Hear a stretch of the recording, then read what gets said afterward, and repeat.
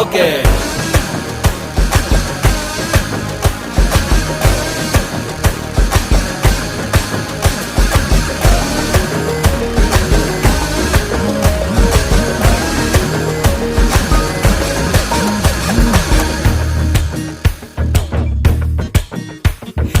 apple போன போல